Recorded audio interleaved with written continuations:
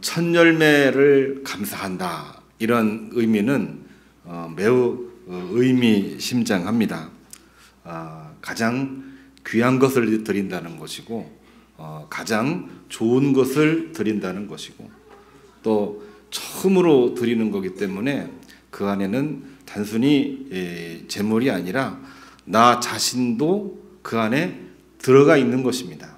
그래서 어떤 분들은 하나님 앞에 첫 번째 소출을 드릴 때에 첫 번째 월급도 하나님 앞에 드리고, 또 가장 소중한 것을 드리면서 하나님의 소유된 백성임을 확인하며 감사하는 그러한 이 절기가 맥추절이었습니다.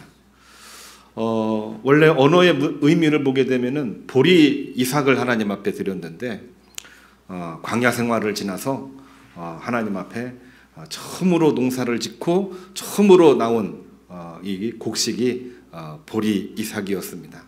첫 번째 소출, 가장 귀한 것, 이것 없으면은 당장 배고파 할 수도 있는 그 귀한 것, 가장 좋은 것을 하나님 앞에 드리며 영광을 돌렸다. 그거는 단순히 맥주 보리 이삭만을 드린 것이 아니라 내 삶의 전부를 드린 것이고, 하나님의 백성임을 확인하는 것이고, 그 믿음으로 나가자겠다 결단이 그 안에 들어 있는 것입니다. 첫 열매 감사 맥추절에 우리는 장마 그리고 불볕 더위를 맞이하고 있습니다. 감사해야 될 것이 좀 있으면 좋겠는데 감사하기 어려운 상황들이 막 벌어지는 것 같아요. 어젯밤에 혹시 뉴스 보셨습니까? 우리나라도 지금 날씨가 금년 여름에 매우 좋지 않을 것이다. 엘니뇨의 여파로 비도 많이 올 것이고 불볕더위도 올 것이다. 다들 지금 대비하자, 그렇게 얘기하는데, 저 중국의 소식은 이미 강물이 범람을 해서 뚝이 터져서 수십 개의 마을이 다 물에 잠겼고, 그리고 어떤 상황도 지금 해결하기 어려운 그러한 지경에 이르렀다고 합니다. 감사라는 말이 전혀 나올 수 없는 그러한 상황인데, 이러한 때 우리는 맥추감사절을 맞이하고 있어요. 무엇을 감사할 것인가? 어떻게 감사할 것인가? 무엇을 어떻게 감사해야 하나님이 기뻐 받으실까? 우리에게는 감사의 조건과 환경들이 별로 안 보이는데, 이런 게 참 이해하기 어려운 겁니다. 이해하기 어렵기 때문에 이것을 우리는 아이러니라고도 이렇게 표현을 하고 있습니다.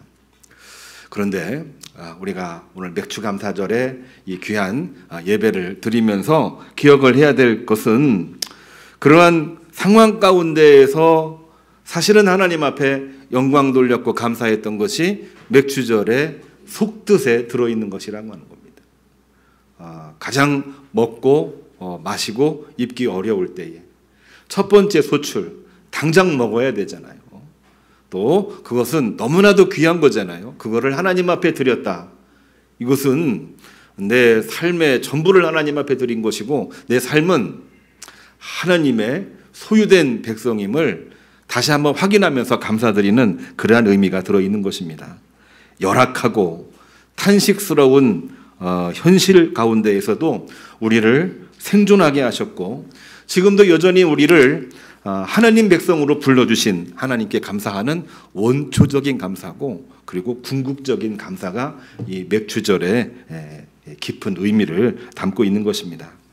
그렇기 때문에 첫 열매의 의미는 가장 좋은 것이라는 그 의미도 그 안에 들어있지만, 그 속뜻은 나는 하나님의 백성입니다. 하나님의 자녀입니다. 나는 하나님 없이는 살 수가 없는 그러한 존재입니다.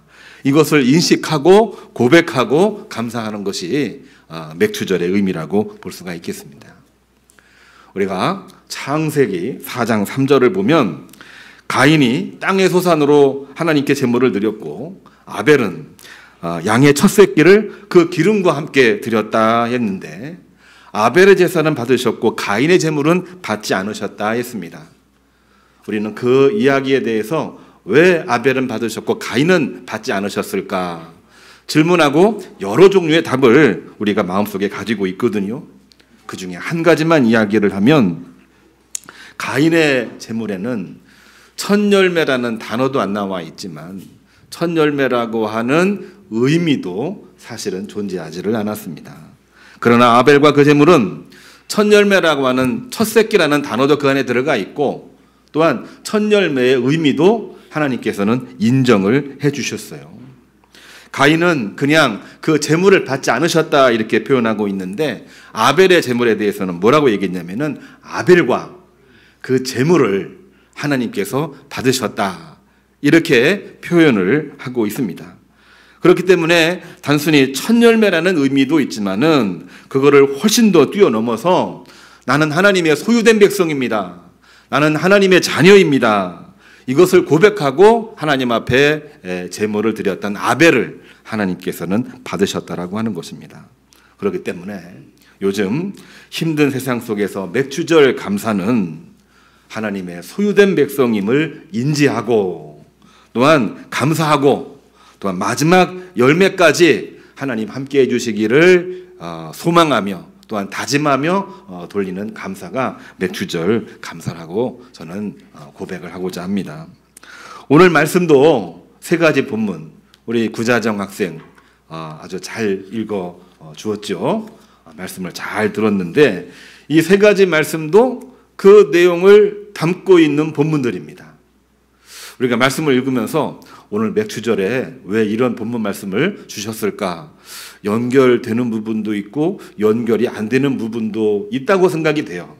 왜냐하면 맥주절 보리삭을 드렸다는 그러한 내용인데 그러한 내용과는 전혀 다른 이야기들을 하고 있는 것처럼 보여지기도 하거든요.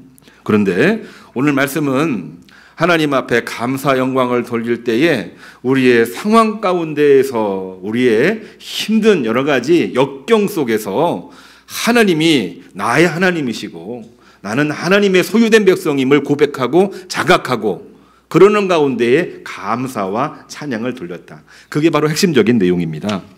이사야 64장 1절 이하를 보면은 이사야 60장 이상이기 때문에 제3 이사야라고 이야기를 합니다. 제3 이사야는 바벨론 포로에서 돌아와 재건하고 있는 그러한 상황이니까 먹을 것, 마실 것, 입을 것도 부족하죠. 자기 집도 져야 되는데 성전을 먼저 지었기 때문에 생활 자체가 너무나 힘들었던 그러한 시기입니다. 더 힘들었던 건 뭐냐면 이렇게 성전을 재건하는데 돌아온 유대인들도 있고 끌려가지 않았던 유대인들도 있고 남쪽에 유다 백성들도 있고 저 북쪽에 북이스라엘 사마리아 사람들도 있었기 때문에 이들이 하나 되지를 못했어요. 우리가 어려울 때 어떤 일이 벌어지나요? 내 이익이 혹시나 침해받지 않을까 하는 걱정 때문에 막 이 싸움을 하잖아요. 그러다 보니까 바벨론 포로에서 돌아온 이스라엘 백성들이 사분오열돼 가지고 그렇게 힘든 그러한 가운데에 사람들의 마음속에 감사라고 하는 단어가 과연 있었을까요? 쉽지 않은 거죠. 자, 그런데 제3 이사야 선지자는 64장 1절에서 이렇게 표현하고 있습니다.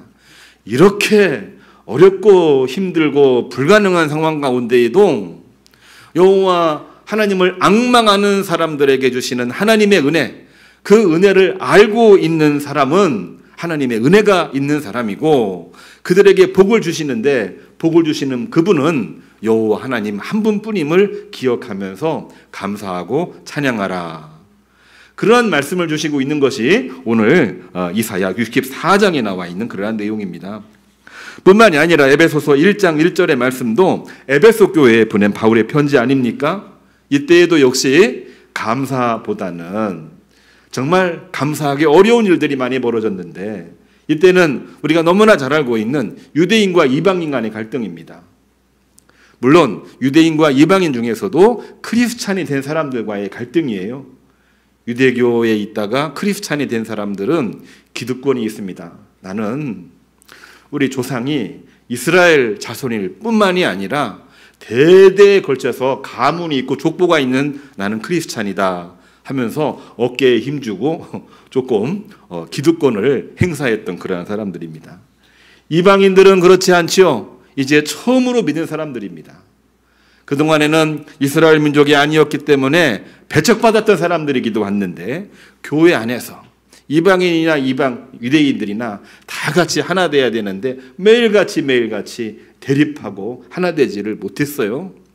에베소 교회에 열심히 복음을 전도하고 또한 편지를 하고 있는데 정말 이 디모데도 힘들어했지만 디모데가 힘들어하고 있는 것을 바울은 너무나 힘겨워하면서 그들에게 편지를 하고 있는 내용입니다. 그들에게 있는 갈등 그리고 혐오 이 모든 것들을 해결하기 위해서 예수님을 다시 한번 명확하게 설명을 하고 이야기를 합니다. 예수님이 모퉁이의 머릿돌이 되셔서 이 교회를 세우셨습니다. 여러분, 우리가 기득권을 내려놓고 모퉁이에 있는 머릿돌 예수 그리스도를 중심으로 우리가 다시 일어서야 됩니다. 하나님 한 분 오직 예수 그리스도를 모시고 우리가 감사하며 찬양합시다.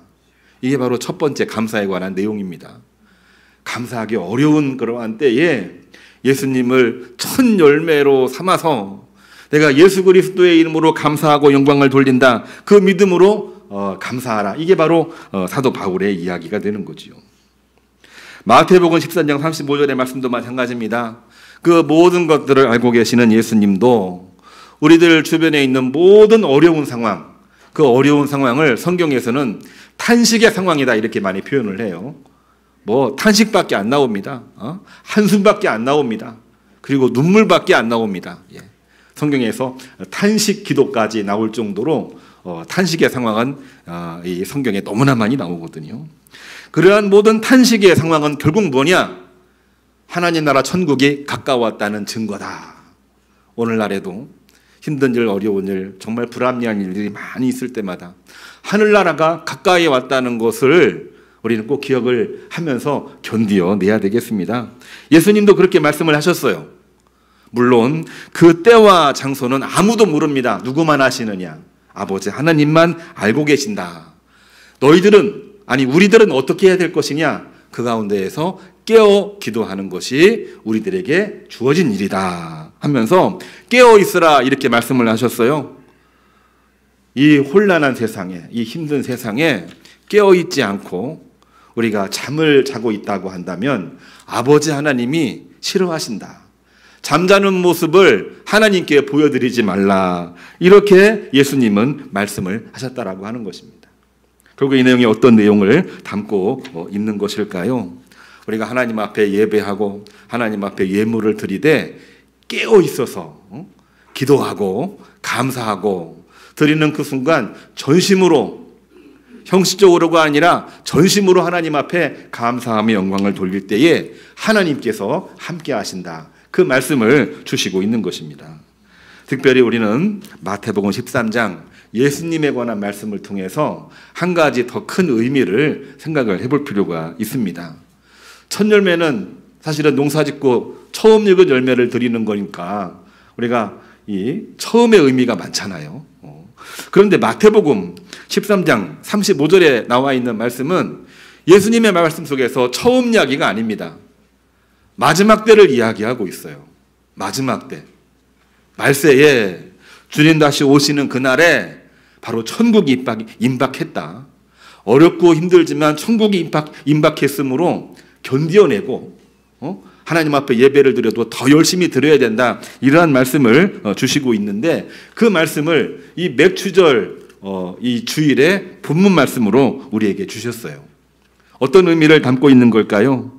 우리가 첫 열매를 드릴 때에 마지막 열매를 드리듯이 드릴 수 있는 사람이라고 한다면 그 첫 열매는 마치 아벨이 하나님께 드리는 예물과 같은 것이다. 저는 이렇게 해석을 하고자 합니다. 우리가 예물을 드린다고 하면은 어떤 마음으로 드리고 있나요?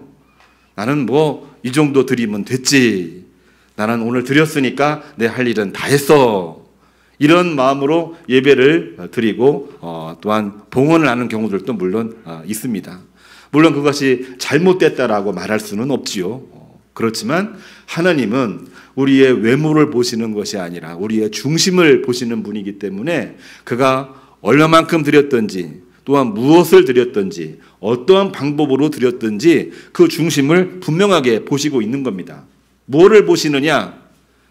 그 중심, 정말 깨어 있어서 전심으로 감사하고 자신의 모든 것을 진실로 드렸느냐, 그거를 보시고 받으시고, 그것이 없는 것을 보실 때에 받지 않으시는 것을 이 예수님은 분명하게 말씀하고 있는 거죠.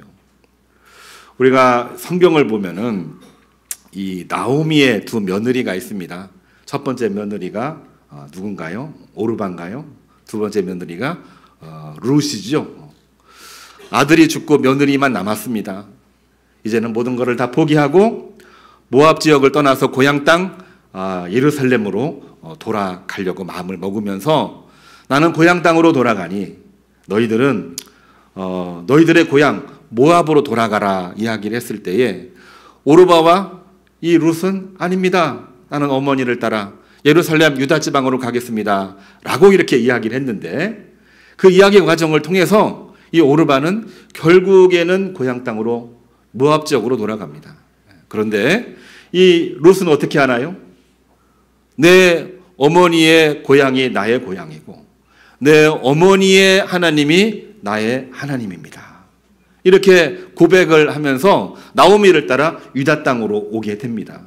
물론 거기서 보아스를 만나고, 보아스를 통해서 다윗 가문이 탄생을 하고, 다윗의 후손을 통해서 예수 그리스도가 탄생하는 것을 보면은 이 룻이라고 하는 여인의 믿음을 통하여 예수님이 이 땅에 보내신 예수님의 족보 속에 나오는 유명한 인물이 되는 이야기인데요. 제가 관심하고 있는 것은 그거입니다. 하나님 앞에 우리 자신을 드린다고 하는 것이 과연 뭐냐? 내 어머니의 고향이 나의 고향이고 내 어머니의 하나님이 나의 하나님이십니다. 이러한 고백을 하면서 지금 현재 있는 그 자리에서 주님 따라 가겠습니다. 현재 있는 그 자리에서 주저하지 아니하고 망설이지 아니하고 나는 주님의 자녀로 살겠습니다. 주님의 백성으로 살겠습니다. 다짐하면서 나가는 것이 진짜 믿음 아닌가요? 오르바도 처음에는 나는 어머니를 따라 가겠습니다 라고 얘기했지만 나오미가 말하잖아요. 그래, 지금은 너희가 그렇게 이야기하지만 유다 땅에 가서 혹시라도 고향 생각이 나고, 또한 혹시라도 여호와 하나님에 대한 믿음이 떨어지게 되면 너도 고향 땅으로 돌아가려고 다시 후회하지 아니하겠느냐. 근데 그 이야기를 듣자마자 오르바는 고민하다가 예, 그럴 수도 있겠네요 하면서 자기 고향 땅으로 돌아갑니다. 그러나 그 말을 똑같이 들었던 룻은 분명하게 이야기합니다. 아닙니다. 나는 이미 어머니와 함께 있고 어머니의 하나님이 나의 하나님이고 어머니의 고향이 바로 나의 고향입니다. 그는 현재 미래를 다 통틀어서 하나님을 고백을 했고 하나님 앞에 영광 돌리기로 다짐을 하고 나오미를 따라서 유다 땅에 왔고 보아스를 만났고 다윗의 어떤 대를 잇게 해서 이 땅에 예수님이 탄생하는 위대한 여인으로 기록된 이야기가 룻이라고 하는 인물을 통해서 우리가 분명하게 알 수가 있는 것입니다. 왜 이런 말씀을 드리냐면요, 우리가 하나님 앞에 예물을 드린다고 할 때에 어떤 마음으로 드리고 있느냐, 이런 부분들이 분명하게 있습니다. 지금은 내가 드리기가 어렵습니다. 다음에 내가 드리기를 원합니다. 물론 그렇게 할 수 있어요. 그렇지만 사실 그때가 과연 언제냐라고 질문을 해보면은 그거는 아직 몰라요. 시간이 흘렀습니다. 다시 한번 그때가 언제인지 우리가 생각해보고 물어보게 되면은 글쎄 아직은 아닌 것 같아요. 또 지나고 나서 그때가 언제인가 또 물어보게 되면은 어떻게 되나요? 그때 나 기억도 안 나는데 사실은 잃어버리게 되는 것입니다. 우리는 우리의 시간을 이야기할 때 과거, 현재, 미래를 이야기하면서 지금 안 되는 이야기를 미래로 미루게 되고, 미래가 어느 때인가라고 질문을 하게 되면은 결국에는 잘 모르겠다 하다가 결국에는 나는 그 일에 대해서 기억나지 않습니다. 잃어버리는 게 과거, 현재, 미래에 대한 시간 개념입니다. 그런데 이 성경을 보게 되면은 이렇게 시간의 개념을 그러한 과거, 현재, 미래로만 이야기하는 것이 아니라 하나님의 때, 과거, 현재, 미래를 다 통틀어서 다짐하고 결단하고 마음을 먹는 그때, 결정적인 그 때를 우리는 하나님의 시간이라고 표현을 하면서 이 언어를 뭐라고 얘기했냐면은 카이로스의 시간이라고 이야기를 하고 있습니다. 과거, 현재, 미래, 우리가 그 시간을 뭐라고 이야기를 합니까? 우리가 일상적으로 나이가 20세가 되면 이제는 성인이 된다 이렇게 말하는데, 오늘날 20세가 되면은 법적으로는 성인이지만 그러나 과연 성인이 되나요? 아직까지 어린아이와 같고, 어른스러워야 되는데 어른스럽지 못할 때가 너무나도 많이 있고, 심지어는 20대, 30대, 40대가 돼도 어른답지 못한 생활을 하는 경우들이 참 많이 있습니다. 과거, 현재, 미래, 20대, 30대, 40대 기준으로 보게 되면은 정확하게 이야기할 수가 없어요. 그러나 우리는 이 말과 비슷하게 어떤 이야기를 하고 있습니까? 20세가 아니라 철이 들어야 성인이 되는 거고, 철이 들어야 어른이 된다는 표현을 하고 있는 것입니다. 철이 들면 20세 이전에도 어른이 되는 겁니다. 20세에 철이 들면은 그는 이미 성인인 것입니다. 그리고 30대에 조금 늦게 됐다고 하더라도 그가 철이 들었으면 그는 어른이 되는 것입니다. 우리의 생각 속으로는 우리가 다음으로 미루자 하면서 결국에는 현실을 외면하고 도피하는 경우들이 참 많이 있는데요. 하나님의 시간은, 하나님이 보시는 중심은 뭐냐? 과거, 현재, 미래를 통틀어서 내가 하나님의 백성으로, 하나님의 자녀로 살아가기로 다짐하고 있느냐, 이것을 보시고 하나님께서는 재물도 받으시고, 하나님께서는 오른팔의 권능의 손으로 붙잡아 주시기도 하고, 하나님께서는 동행해 주시는 그러한 은혜를 우리에게 베풀어 주시는 것입니다. 이것이 바로 하나님 앞에 드리는 첫 열매의 감사가 아닐까요? 첫 열매는 가장 좋은 것입니다. 가장 소중한 것입니다. 단순히 모양으로만 가장 좋은 거 첫 번째가 아니라 나의 모든 것을 다 포함하고 있는 제물이 첫 열매입니다. 이 첫 열매를 드릴 수 있는 대상은 하나님 한 분뿐이십니다. 그리고 하나님이 나에게 은혜를 주셨던 건 내가 기억을 하고 하나님의 자녀이고 하나님의 백성임을 고백하면서 드리는 이 제물이 바로 첫 열매를 드리는 제물이 되는 것입니다. 예물을 드리기가 어렵다고 이야기하는 그러한 가운데에도 성경에 나와 있는 말씀들을 보게 되면 정말 정성을 다해서 예물을 드리는 것을 보게 됩니다. 아벨도 그렇게 했고요. 오늘 본문 말씀 이사야 64장 8절의 말씀도 그 내용을 담고 있습니다. 이사야의 감사이기도 하지요. 성숙한 감사, 이런 이야기를 우리 다시 한번 얘기할 필요가 있습니다. 감사하기 어려운 때입니다. 나도 지금 지치고 쓰러지기 직전입니다. 주변은 온통 정치적으로, 경제적으로, 그리고 사람의 인성적인 부분에 있어도 다 피폐해진 그러한 가운데 있습니다. 이러한 때에 이사야는 어떤 마음으로 감사를 했을까요? 이사야 64장 8절입니다. 모든 순간 우리는 진흙이요 주님은 토기장이이십니다. 우리는 다 주의 손으로 지으신 주의 백성임을 다시 한번 확인하면서 이 시간 회개하며 기도합니다. 모든 영광 받으시옵소서.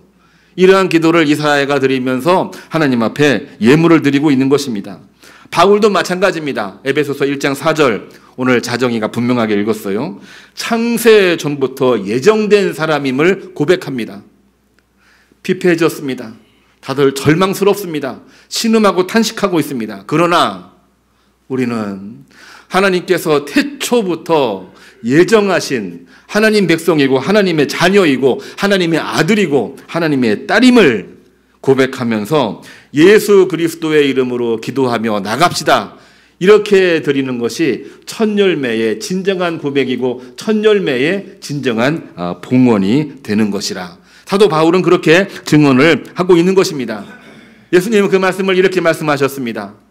천국이 가까웠음을 우리가 본 것이니 이러할 때일수록 깨어있어 기도하라.